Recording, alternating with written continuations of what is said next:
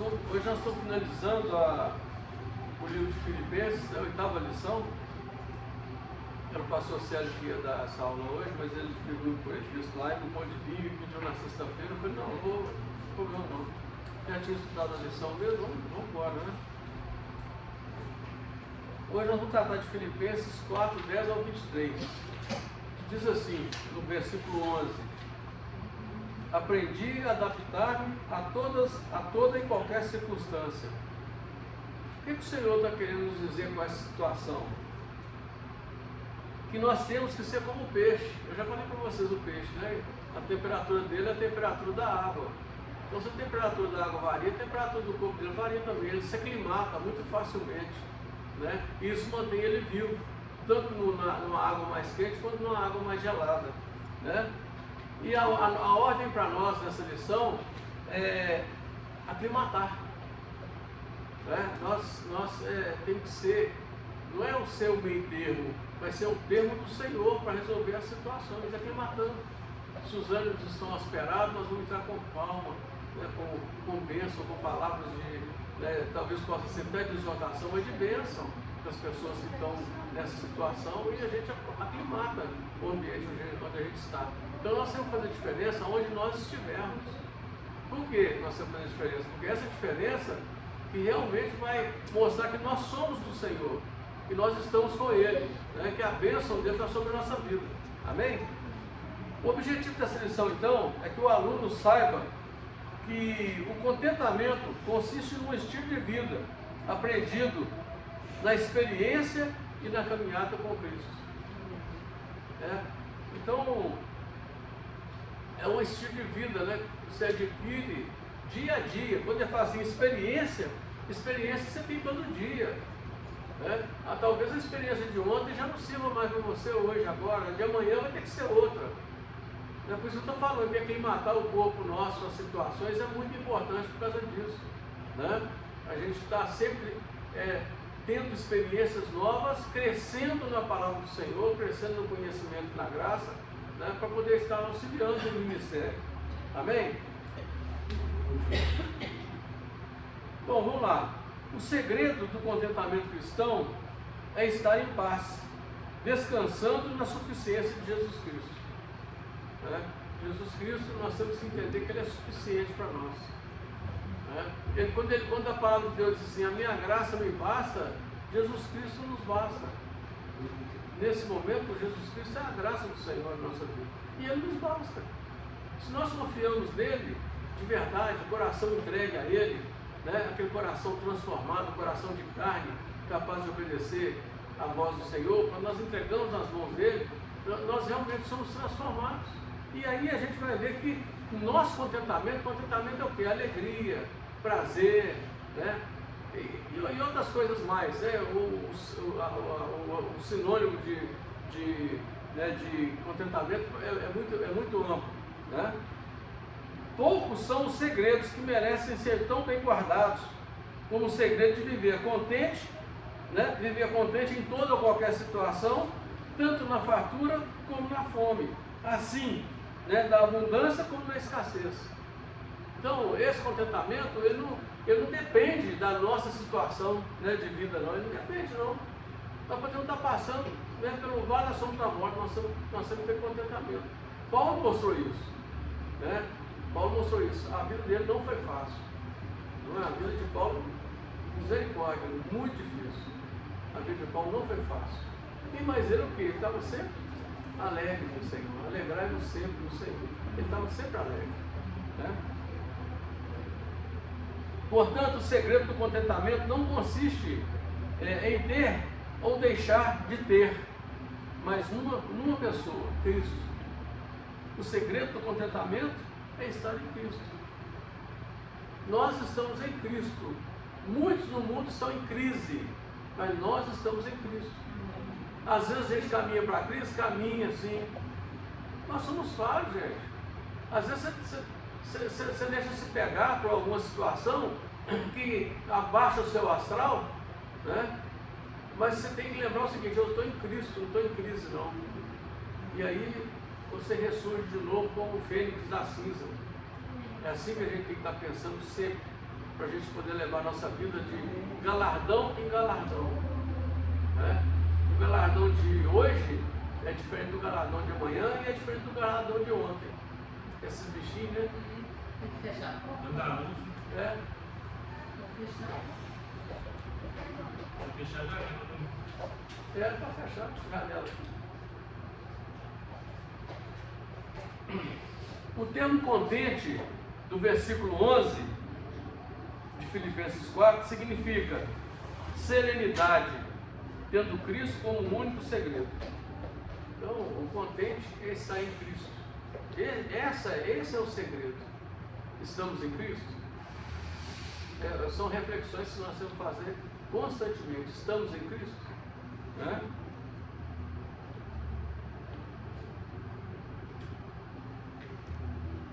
Em Atos dos Apóstolos, no capítulo 2, verso 46, temos a expressão sinonímia, né? Esqueceu de escrever sinônimo, é sinonímia.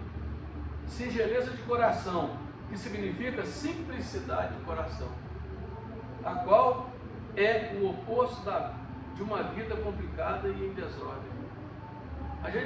Quantas pessoas que nós conhecemos que são homens de Deus de verdade, né?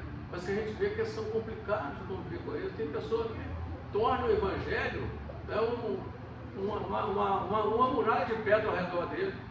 Ninguém chega nele, ninguém pode falar. Nós conhecemos muita gente assim, não precisa ficar citando, nós conhecemos. Eu conheço, vocês conhecem. Né? Tem pessoas que quando chega, você tem medo que chegou aquela pessoa, você já dá um jeito de vazar dali, daquele lugar, né? Porque chegou. Mas nós temos que agir com simplicidade. Aonde você chega, você tem que fazer diferença. Sabe por quê? Pela simplicidade que você carrega em você.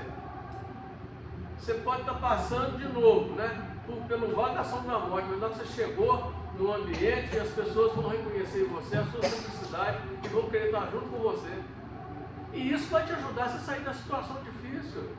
Porque quando nós agimos dessa forma, de simplicidade, nós estamos abençoando as pessoas que estão ao nosso redor.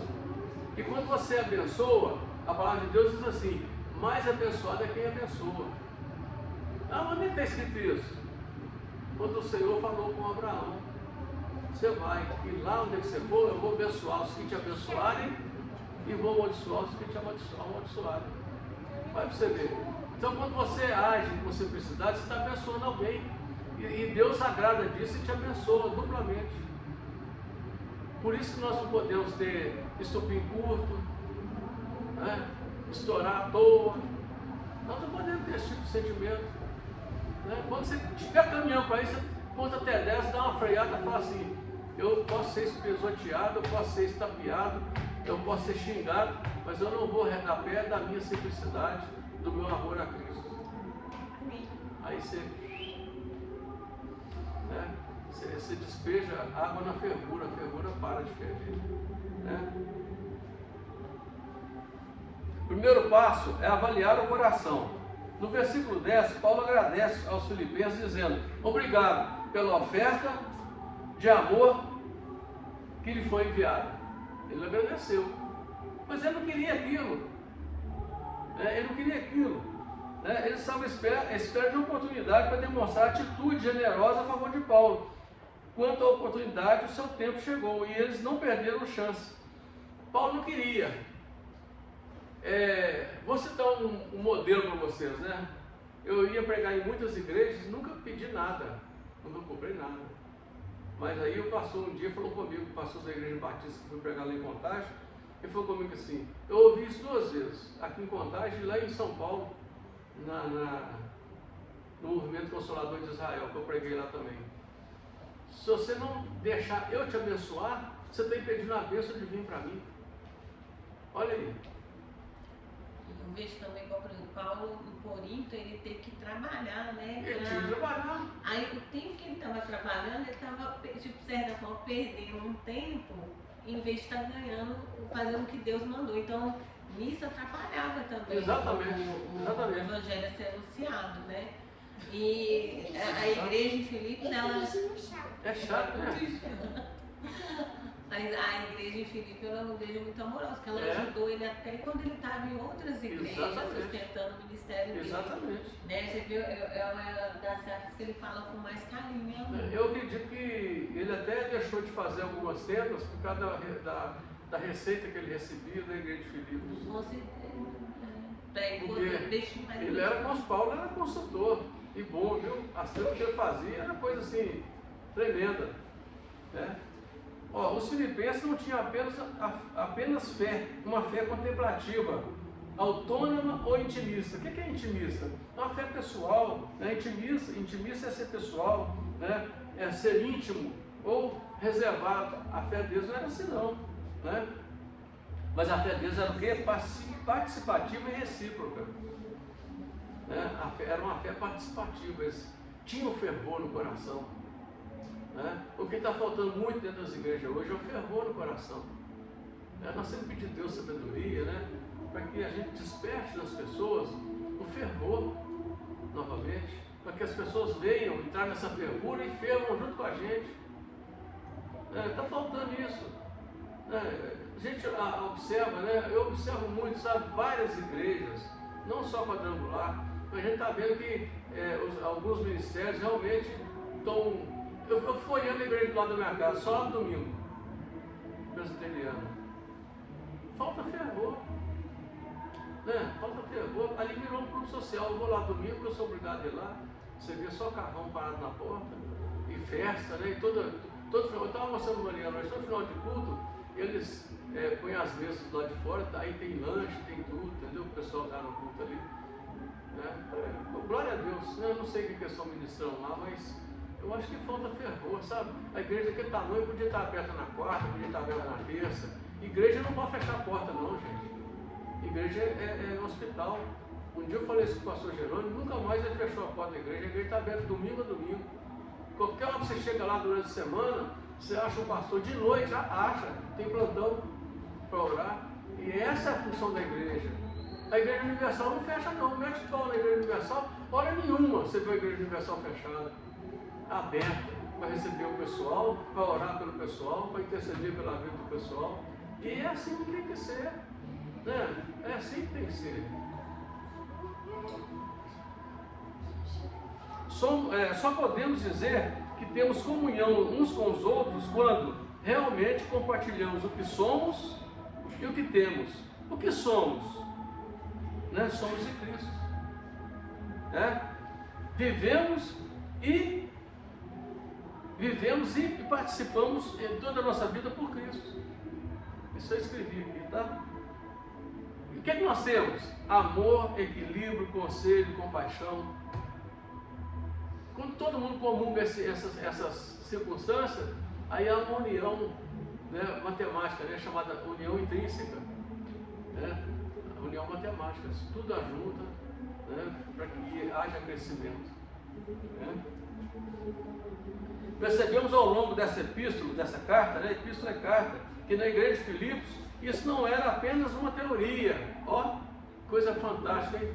Na igreja de Filipos, essa situação que nós falamos aqui, né? Não era teoria não, tá? Mas era prática. Tá? Aqueles irmãos eram unânimes quanto à execução desse propósito de Deus. Todo mundo pensava da mesma forma. Será que nós hoje, na nossa igreja, vamos circuncidar a igreja, já vamos circular a igreja avenida? Será que nós estamos no mesmo propósito, todos nós aqui na igreja? É a pergunta que fica, né? Às vezes as pessoas não estão no mesmo propósito, né? Quando não faz diferença sermos generosos para com nossos irmãos, o reino de Deus não tem mais importância para nós. Tá vendo? Quando essa não faz mais diferença a gente, né, trabalhar em comunhão, em união, o reino de Deus faz diferença para nós, mas não. Nós estamos dentro da igreja vivendo o quê? Vivendo passar o tempo. Vivendo um filme. Em cada culto é um filme que a gente assiste. Né? A generosidade é uma virtude que se opõe frontalmente ao materialismo. Se é uma coisa que não pode haver na nossa vida mais, é o materialismo. Mas então eu não vou poder ter um carro zero, um carro novo? Pode, claro que pode. Gente, não tem nada a ver. É só você não cultuar seu carro novo, sua casa nova, Só você não cultuar ela. Você tem para agradecer a Deus, só Deus, eu te agradeço por essa casa que eu tenho, eu te agradeço por esse carro que eu tenho, né? Eu te louvo, Senhor. Se não fosse eu não teria isso aqui. Né? Então é assim que tem que ser. Né? Você tem que ter as coisas, porque na palavra de Deus é escrito assim: se nós quisermos e ouvíssemos a Ele, nós comeríamos o melhor dessa terra. Né? Comer o melhor da terra e sair desfrutar das melhores coisas que a terra nos propõe. E é nossa, essas coisas são nossas, porque nós somos filhos de quem? De Deus, do Criador de todas as coisas. Nós somos feitos à imagem e semelhança dele. Por que nós não estamos participando do melhor? A gente tem que parar horas e questionar essas coisas, sabe? Aprendendo a estar contente. O contentamento é uma característica aprendida. Aí eu pus um parênteses aqui, ó, durante a nossa vida. O contentamento é uma característica aprendida durante a nossa vida. O que eu falei com vocês? O seu contentamento de hoje talvez não seja suficiente para amanhã. O de hoje, né, bastou para o dia de hoje, mas amanhã você tem que buscar um novo contentamento no Senhor. Isso que recarrega as nossas energias no Senhor. Amém? Não é um dom vindo dos céus. O contentamento não é um dom vindo dos céus, não é de dentro de nós. É de dentro de nós. Veja o que Paulo diz: aprendi o segredo de viver contente. Ele aprendeu pela experiência a contentar-se em qualquer circunstância, olha aí, ou condições. Ele sempre estava tranquilo. Eu vejo muito, é o Espírito Santo, né? É o Espírito Santo. Porque ele, quando ele foi lá preso em Filipos, ele podia até ter falado que ele era cidadão romano. Mas ele viu que aquilo ali era um propósito, que ele teve uma visão, que falou que era para ir para Macedônia. Filipos foi a primeira cidade que ele foi evangelizar, né, na Europa. Então, assim, ele viu que Deus tinha um chamado para ele naquele momento que ele estava sendo preso. Então ele não falou que era cidadão romano, sofreu a chicotada, foi preso e lá estava louvando ao Senhor, louvando ao Senhor. E as correntes quebrou, a porta abriu e Deus salvou aquele carcereiro. Eu até me lembro dessa passagem que a gente tem que viver com pensamento, porque eu já passei muita luta uma época. E justamente esse versículo, você lembra, a gente via muito na alegria que se a gente estava sorrindo, estava faltando, a gente estava alegre, você entendeu? Então, essa passagem me lembra muito da minha vida, uma fase que eu passei, sabe? Então, eu acho, na verdade, né, é muito bonita a história, né, de Paulo, né, o amor dele para o Evangelho, né? Aqui eu coloquei uma observação, né? O contentamento de Paulo não estava nele mesmo, mas fluía da autossuficiência de Cristo, através do Espírito Santo. É aquela que acabou de falar aqui, eu escrevi aqui. Vocês viram um filme que eu mandei lá no grupo de Paulo? Já viu? Que tá Eu já vi. Netflix. Não, gente, que filme É fantástico. Não, esse é meio pesado para a gente ser criança. Mas você vai ver super bem. Em Cristo ele vivia triunfantemente acima das circunstâncias. O processo de aprendizado na atitude de contentamento implica em 2 pontos básicos. Quais são os pontos básicos? Reconhecer nossas limitações como humanos, né? Vamos só citar os pontos. Redirecionar os valores de nossa vida, tá? Aqui, aqueles valores, não, os valores, né? Nós temos que redirecionar todos os nossos valores, tá? Nossa vida. Esses são os 2 pontos básicos para que, né, haja contentamento e que a gente enquadre nesse contentamento. O cristão contente não é alguém dominado pela ganância, tá? E sob a tirania do urgente, né? Nada neste mundo exercia poder capaz de roubar dele a alegria em viver, né? O que é isso? O objetivo nosso, o foco nosso tem que ser Jesus, tá? Ele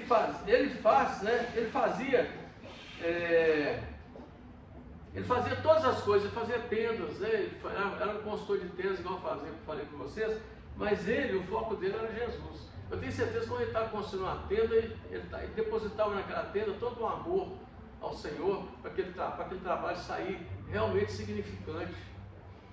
Será que é assim que nós estamos trabalhando? Vamos trazer agora para um paralelo para o nosso dia a dia de trabalho. Vamos falar de trabalho, porque a maior parte nós temos, nós somos no nosso trabalho, né? Será que nós estamos fazendo com esse amor, esse trabalho? Né? Eu falo assim, as pessoas que se dedicam há mais tempo no trabalho da obra sofrem muito. Sofrem muito. Porque é um trabalho árduo, né? Cansativo, mas nós não podemos baixar nossa cabeça hora nenhuma. Nós temos que estar sempre com a cabeça erguida. E é muito igual a Mariana estava falando, é uma guerra espiritual. Né? Imagina assim, eu vejo às vezes na célula, tanto das coisas a gente é perseguido assim espiritualmente. Imagina às vezes uma igreja. Imagina, né, igual Paulo, que Deus tinha para ele um ministério que era, né, tantos países que ele alcançou através, né, das epístolas. Até hoje nós estudamos, né, o Evangelho através da vida desse homem, né, que desbravou vários lugares, né. Então, assim, a carga espiritual que ele carregava também para levar o processo dolorido, mas o propósito é bem maior, né? Muito maior, que gerou um impacto tão grande, gente, tem mais de 2.000 anos, né, que ele se desbravou e nós hoje temos essas cartas. Escritas, né? Podemos e se não fosse as prisões, nós não teríamos as cartas, porque não ia ter escritos para a igreja, né? Então tudo tem um propósito. Nada nesse mundo exercia poder capaz de roubar dele, de Paulo, né, a alegria de viver. Você imagina, né? Cadeia, sofrimento, chibatada, mas ele estava alegre de viver, ele estava vivendo para Cristo. Viver Cristo. Né? Viver Cristo, exatamente. Um tipo de pessoa assim tem enorme chance de viver a espiritualidade integral através da comunhão com os outros irmãos e de uma vida devocional profunda com Deus, dando tempo para que a palavra, né, e a oração se penetre no coração das pessoas.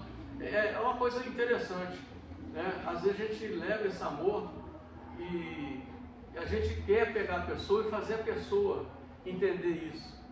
Não, mas se você estiver usando o Espírito Santo de Deus, vai ser mais fácil. Porque Ele é capaz de fazer todas as coisas.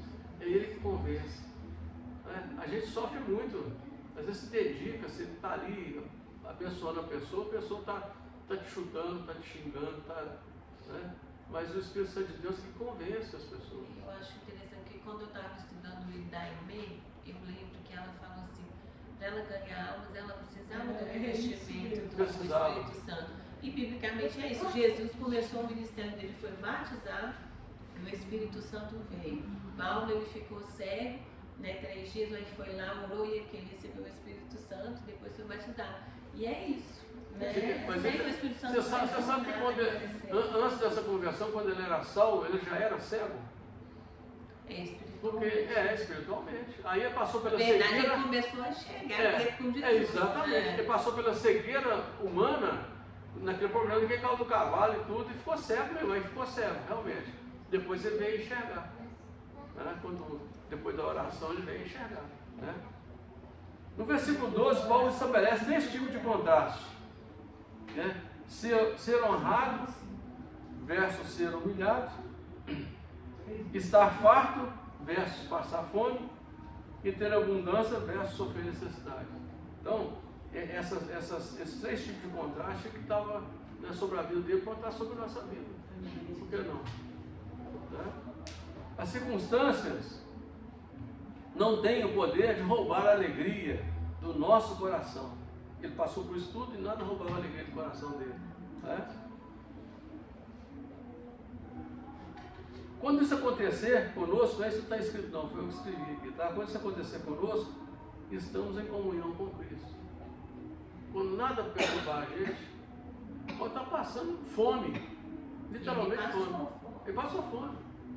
Mas a gente está em Cristo, quando nós estivermos fazendo isso, nós estamos realmente em comunhão com Cristo. Na verdade, eu vejo assim também.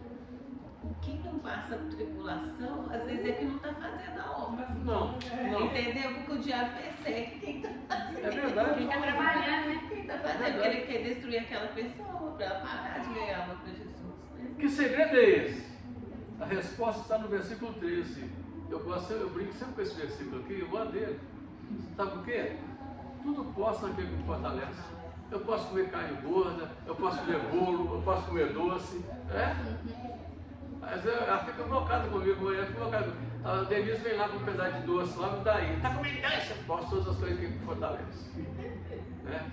Então a gente pode todas essas coisas aqui que nos fortalecem. É lógico que tem que ter moderação, né? Não pode ser uma coisa exagerada, né? Você está comendo muito doce. Eu fui na fábrica de doce, ganhei uns doces lá, não ficou doido. E pior que eles comeram os doces de mim, você não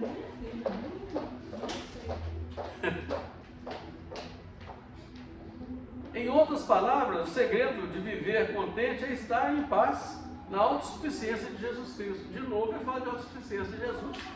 Que é, na verdade, o quê? É o teu coração cheio do Espírito Santo de Deus. Eu estou orando 3 horas da manhã todo dia. Numa parte da minha oração, eu busco o Espírito Santo. Eu quero ser cheio do Espírito Santo de Deus. Eu quero ser renovado todos os dias do Espírito Santo de Deus. Essa é uma parte da oração que eu não abro mão. Eu oro por todo mundo, tá, gente? Todos vocês estão debaixo da minha oração, tá? Todos vocês. Se não está na lista, mas mesmo estando na lista, eu oro pelo diaconato da Igreja Avenida, já fala todo mundo, entendeu? Mas tem pessoas aqui que estão na lista, então recebe a minha oração, recebe a minha pílula, né, de devocional que eu mando todos os dias, né?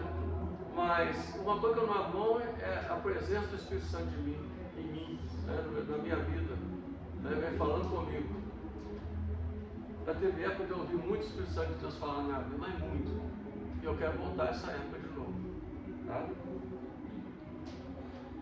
O versículo 11 fala de necessidade. Não basta ser cristão, tem que participar. O versículo 11 fala de necessidade, num tempo genérico. E no versículo 14 fala de tribulação, referindo-se ao encarceramento de Paulo, onde a expressão associando-vos indica uma profunda comunhão onde a pessoa participa através de atitude, prática, de apoio aos projetos que visam estabelecer o reino de Deus. Então, nem a prisão dele impediu que ele ficasse daquela forma. Por que você acha que ele foi levado à prisão? Porque ali teve um tempo de sentar e escrever as cartas. Como ele escreveu, eu não sei, porque a prisão não tinha luz, o papel era muito pouco, mas ele escreveu. Se ele estivesse viajando, ele teria tempo para escrever? Não. Olha para você ver como são os propósitos de Deus. Por que José, né, na última situação de José, foi levado a uma prisão internacional? Aquela prisão estava cheia de pessoas que falavam vários idiomas, para que José pudesse aprender a falar idiomas diferentes do dele e do egípcio, né, que tinha a língua própria deles. Por quê? Porque ele seria o governador do Egito. O governador, ele tem por obrigação saber falar outros idiomas.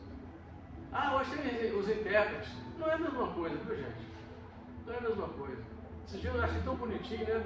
O Nicolas, novinho daquele jeito, ele foi lá na ONU e fez um discurso em inglês. Né?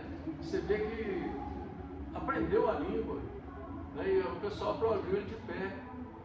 Então, quando você fala a língua das pessoas, você cativa aquelas pessoas. Você traz as pessoas para perto de você. Agora, quando nós falamos a língua do Senhor dentro da igreja, as pessoas gostam de ficar do nosso lado.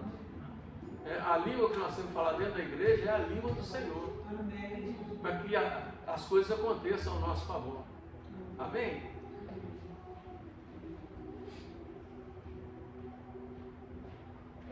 Paulo afirma que a atitude dos filipenses em relação a ele e seu ministério vinha desde muito tempo relacionamento que crescia cada vez mais. Ou seja, ele ia vivendo com as pessoas, ele ia crescendo mais, as pessoas crescendo junto com ele. Se você cresce, quem está do seu lado cresce junto com você. Lembra de um ditado? Uma coisa parecida com isso. Colocou o Clemente.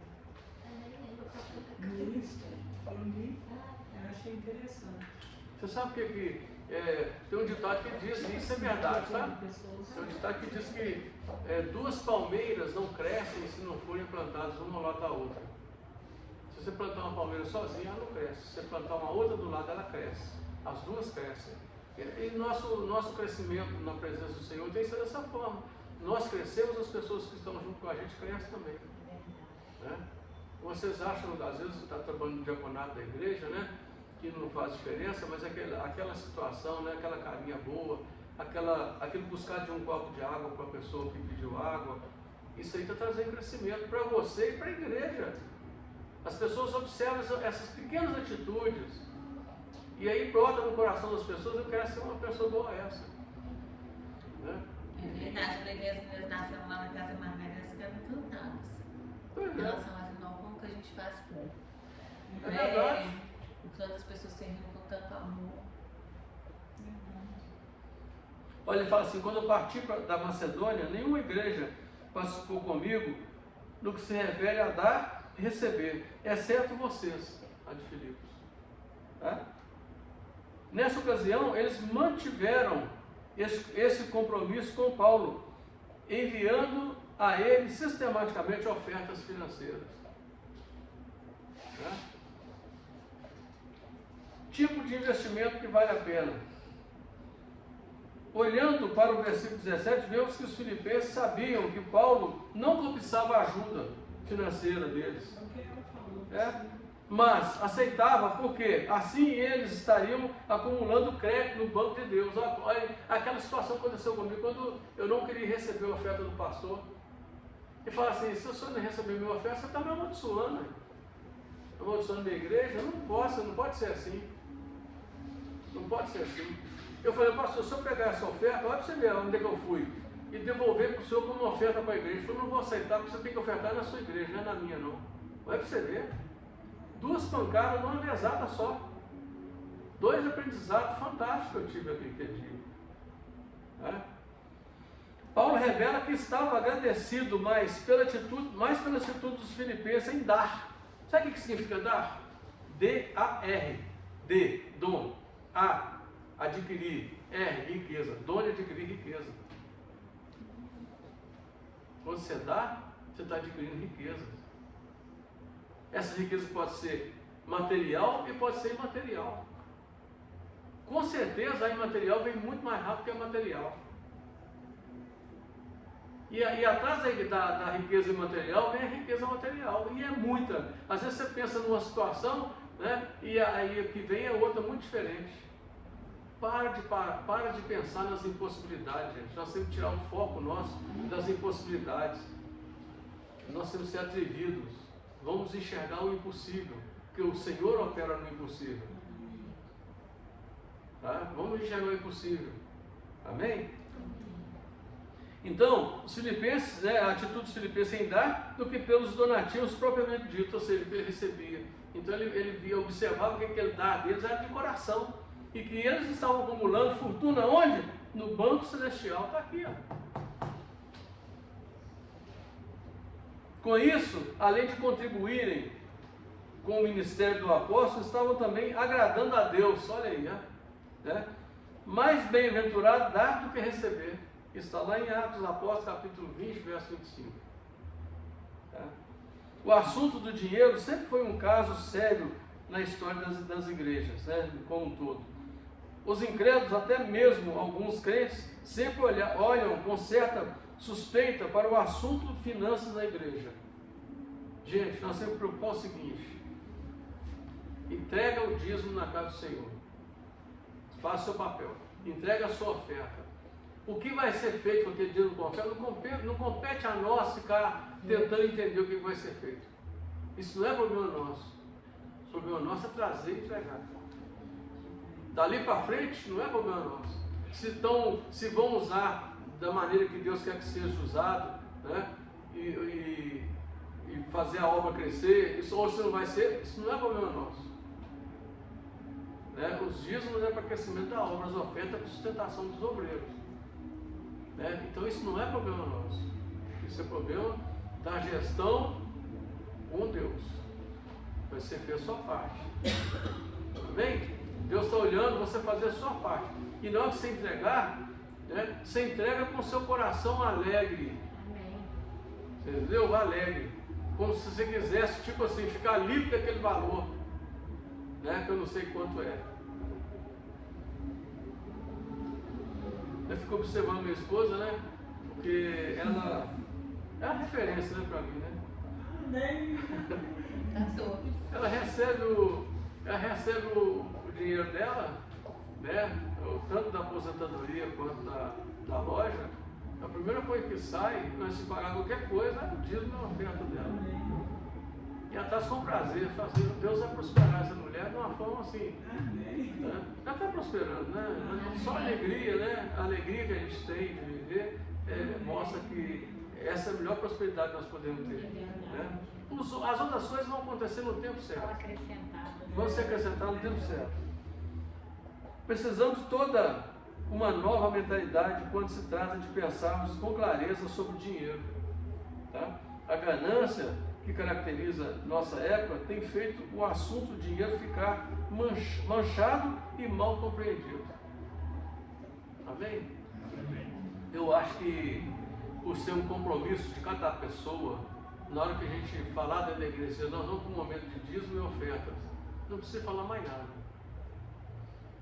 Recolhe o dízimo e a oferta, acabou. Sabe, ali Deus, a cada pessoa que está aí na frente com Deus. Amém? A frase, né, nós estamos agora, oferta como culto ao Senhor.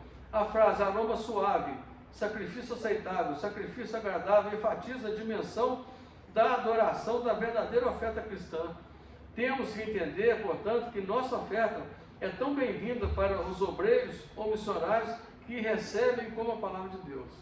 Aqui você está vendo que Paulo está direcionando o seguinte: oferta, então oferta, Paulo falando, é para mim, é para o meu sustento. Mas o dízimo é para o sustento da casa de Deus. É para me abrir obras. E a igreja quadrangular tem uma perspectiva esse ano de abrir muitas igrejas. Né? Inclusive aqui no Castelo, estão procurando imóvel aqui no Castelo para montar outra igreja no Castelo. Que essa aqui é no Paquetá. Né? Então você vê, né? Dinheiro está virando igrejas. Né? De dízimo da igreja está virando igrejas. Né?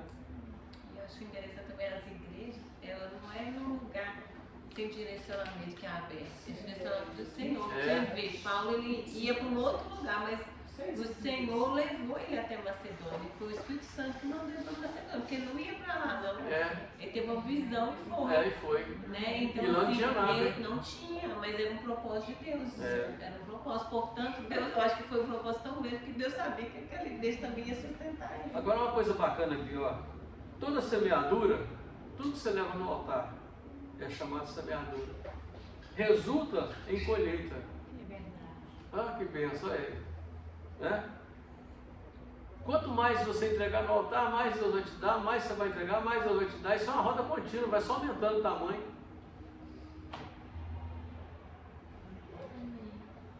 Eu conheci um homem que chamava Custódio Rangel, ele era o presidente do Brasil, da Donep no Brasil.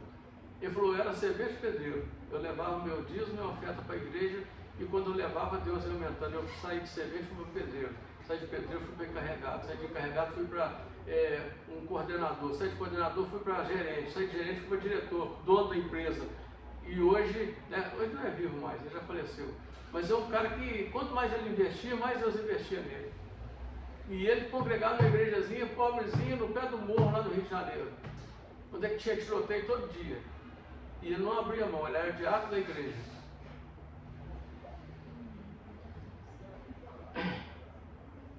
Toda semeadura resulta em colheita. O versículo 19 destaca que, da mesma forma como Deus socorreu Paulo em suas necessidades, de modo recíproco também iria suprir as necessidades dos filipenses. Iria suprir a necessidade da nossa igreja. Nos Filipenses não existe mais, é a nossa igreja. Então, quando você contribui, você pode esperar que vai vir retorno. Não precisa cobrar a Deus. Eu só agradeço a Deus, eu não cobro nada a Ele. Deus faria transbordar em suas vidas bênçãos divinas de acordo com a sua gloriosa riqueza em Jesus Cristo. Amém? Nós vamos terminar agora. Nós já estamos concluindo agora. Nossa conclusão, né, está na conclusão. Agora é especial. Trata da conclusão da proposta da própria epístola, que Paulo termina com os versículos 21 e 23, saudando seus amigos filipenses, está vendo? Nem irmãos, eram amigos mesmo, né? Eu sempre gosto de chamar as pessoas que estão convivendo comigo de amigo. Amigo e irmão, mas primeiramente é amigo, né? Seus companheiros de ministério, Timóteo e outros, né? Também enviam saudações, tá? Isso fazendo saudação. A expressão todos os santos, do versículo 21, se refere aos cristãos da igreja de Filipos. Todos os santos se refere aos cristãos da igreja venida, tá? Mas, cheio de problema, igual a igreja de Filipos também tinha, gente. Esse problema, isso é antigo, isso não é agora não, entendeu? Infelizmente, se você levantar o tapete, se você levantar o tapete, você vai ver muita sujeira. É brincadeira, viu? Mas a expressão todos os santos, do versículo 22, é uma referência aos irmãos da igreja local. Ele fala de Roma. Já a expressão santos, da casa de César. Tá? Então, tem que ter santo na casa de César. Não é na sua casa não, viu, César? É na casa do outro. A casa de César aqui é o mundo. Então, nós temos que ser santo no mundo onde nós estamos. Tá? Também, o versículo 22 refere-se aos fiéis que moravam, trabalhavam no palácio do imperador romano, possivelmente pertencentes ao funcionalismo público e do governo daquela região da época. Amém? Então, que essas palavras, né, que foi lida para vocês aqui, nesses tempos passados aí sobre Filipenses, ela possa continuar encrostada em vocês. Né? E vocês sejam muito abençoados por ela, tenham uma vida transformada. Né? Eu tive a oportunidade de ler isso aqui, né, várias vezes e realmente tomar posse de muita coisa aqui que eu já havia esquecido. A gente não fica ministrando todo dia, a gente esquece, né? Infelizmente esquece, né?